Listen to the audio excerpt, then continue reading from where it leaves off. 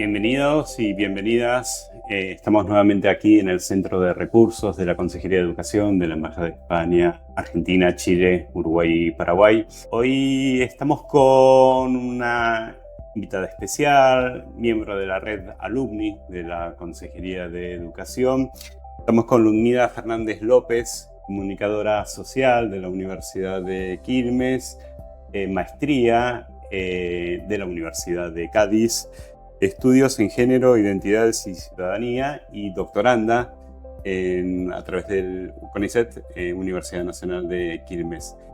Queríamos, en estas sesiones de Red Alumni, queremos compartir las experiencias de aquellas personas que fueron a estudiar en España, que nos cuenten sobre la elección de la universidad, sobre por qué la elección de tal estudio, cuáles fueron sus vivencias, cuáles fueron las complicaciones, etcétera. Un poco más para compartir para aquellos que estén pensando en ir a estudiar a España. Y claro, hay a veces que despierta bastante, no temor, pero bueno, hay un montón de cosas para hacer y qué mejor de escuchar de primera mano a alguna persona que ya hizo la experiencia.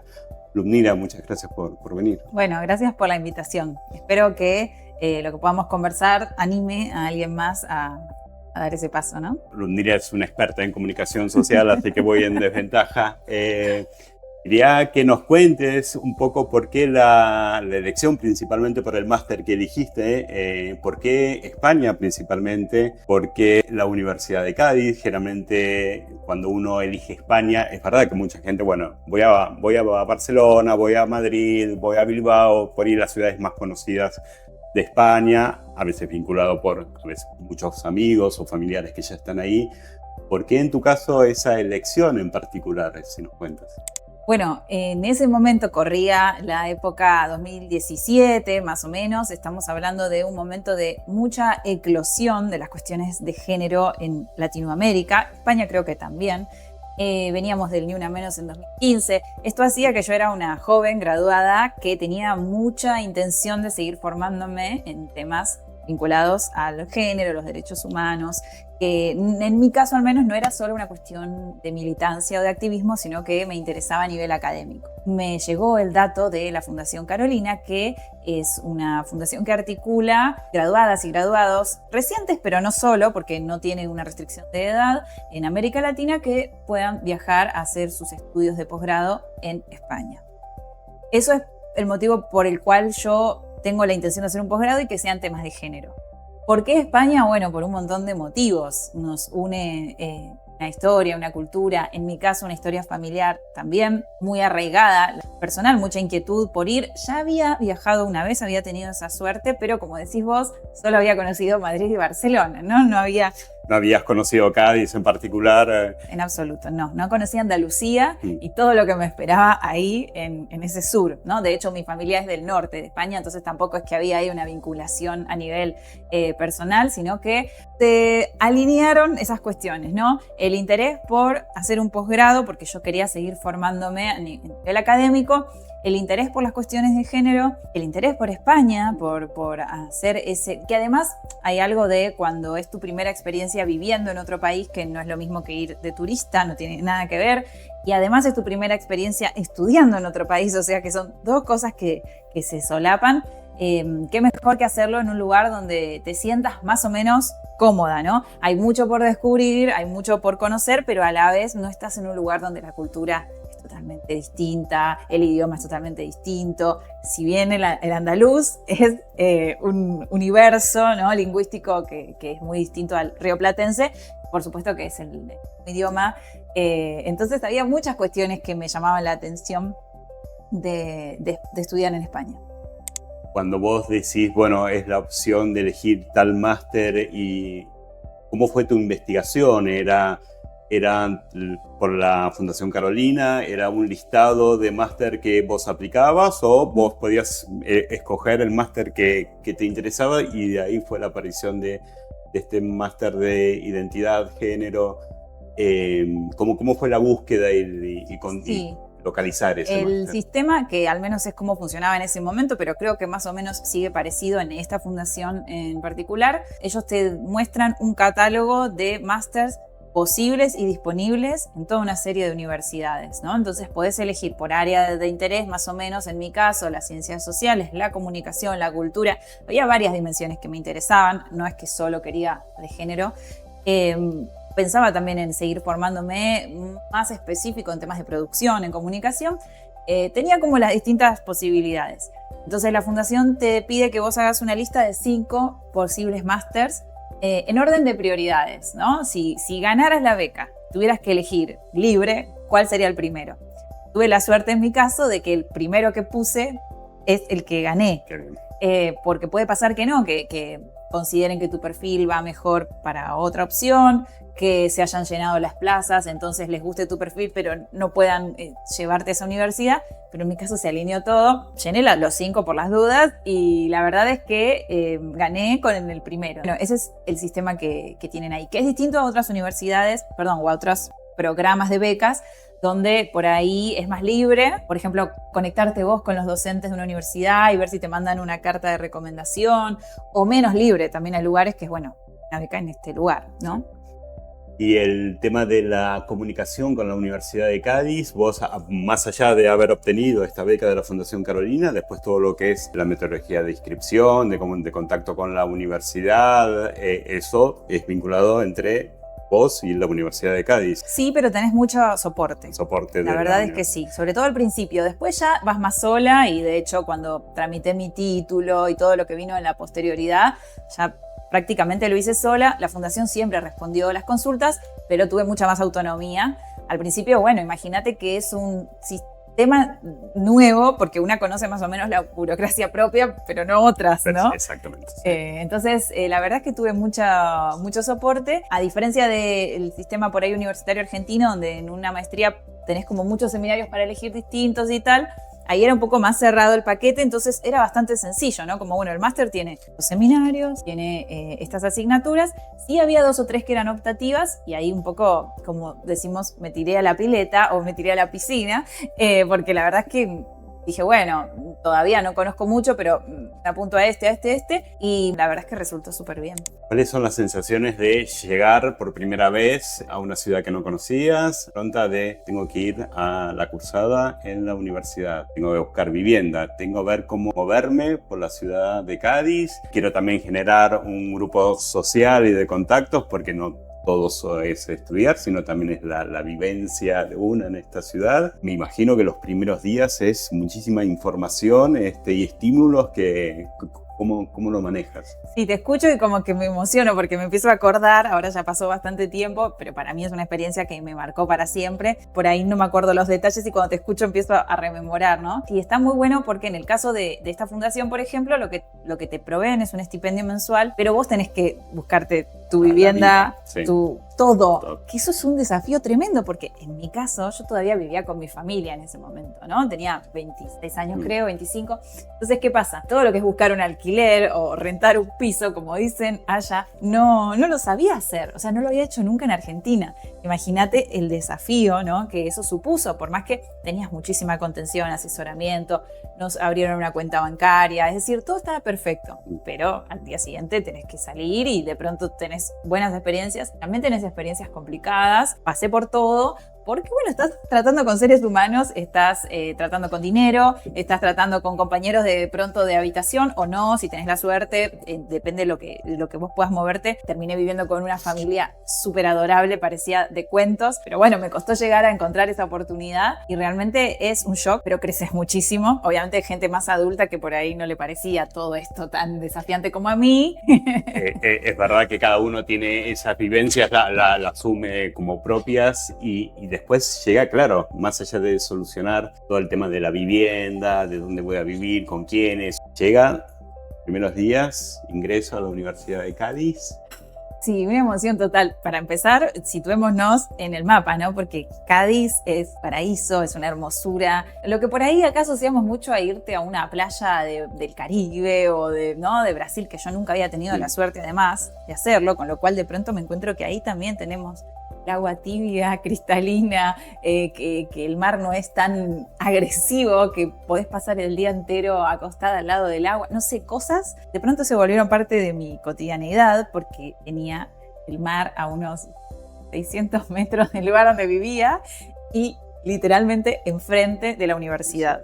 Y de pronto decías, bueno, estoy un poco agobiada estudiando, me voy un ratito abajo, guardabas ahí tus cositas y cruzabas la calle, no te exagero, y tenías eso, ¿no? A la noche salía a correr por la ribera, por la costa. La verdad que la experiencia es fabulosa. Por supuesto, depende de qué ciudad te toque, pero todas tienen algo bueno. Tienen los suyos. Porque la gente que iba a ciudades más céntricas por ahí tenía más dificultades consiguiendo un buen alquiler o administrando los fondos. O los costos de esas ciudades, especialmente Madrid, Barcelona, son tienen más costos onerosos. mucho más altos. O implica vivir un poco más alejado del Sí, centro viajar. de estudio, del centro, implica viajar. Eso ni hablar, pero bueno, como te digo, yo creo que todo tiene su contraparte positiva. Exacto, porque después porque estás en una super ciudad ciudad más cosmopolita, más... estás viviendo sí. momentos, no sé, yo he ido a las marchas de, como te digo, de 8M, todo, pero no era lo mismo donde iba yo, que iba en un lugar casi pueblo, que la gente que estaba en las grandes ciudades, ¿no? Entonces, todo tiene su lado A y lado B, pero realmente todo lo que rescato en mi caso es positivo. En tu experiencia de estos estudios de género, de igualdad que hiciste al volver a Argentina, ¿los incorporaste en tu profesión? ¿De qué manera? ¿Qué puertas te abrieron también por haber tenido ese título de posgrado en esa orientación?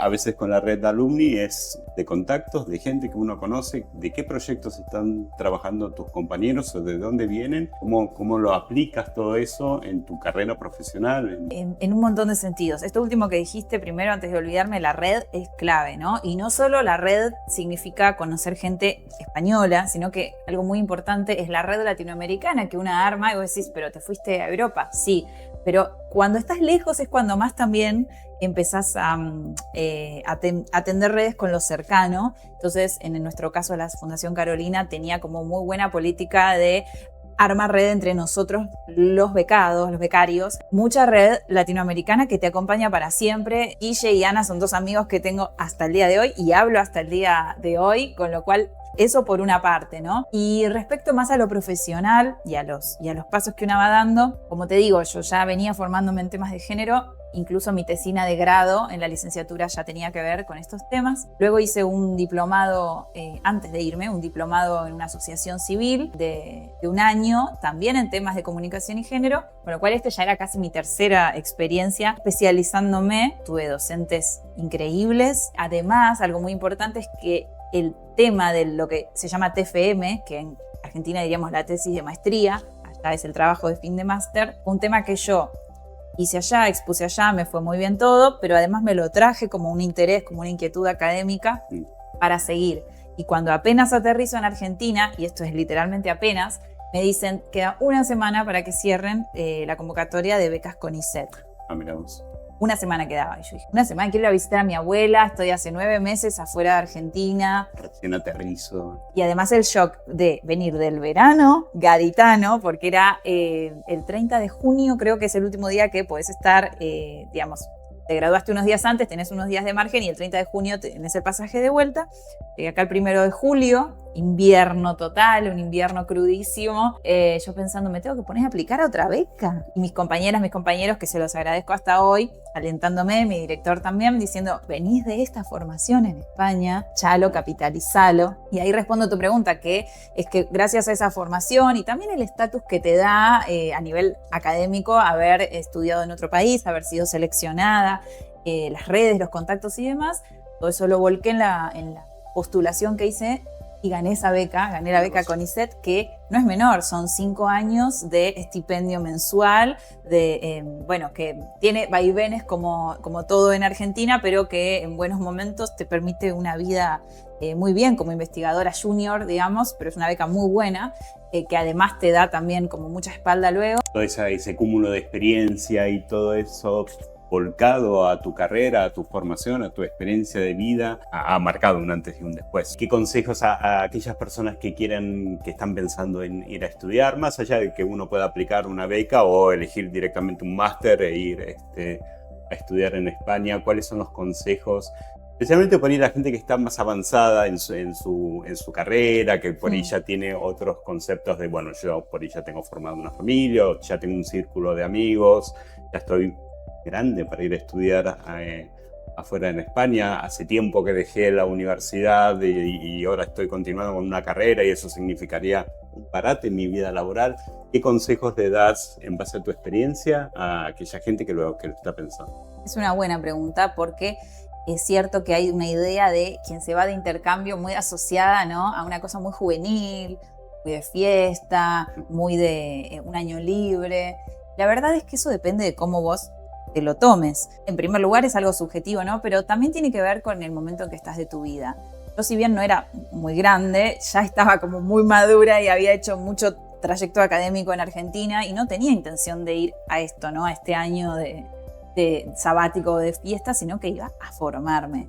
Y me lo tomé realmente en serio. Como te digo, todo fue puertas que se abrieron. Nada de ahí me socavó el trabajo previo de acá. Por supuesto que era chica y quizás con una familia formada tiene otras dificultades, pero también conocí personas en realidades muy diferentes a las mías. Una compañera de Brasil que tenía alrededor de 50 años, una compañera que tenía una profesión que ya le requería tener su propio estudio y su socia y tuvo que hacer muchos arreglos para poder como decir, bueno, me voy un año.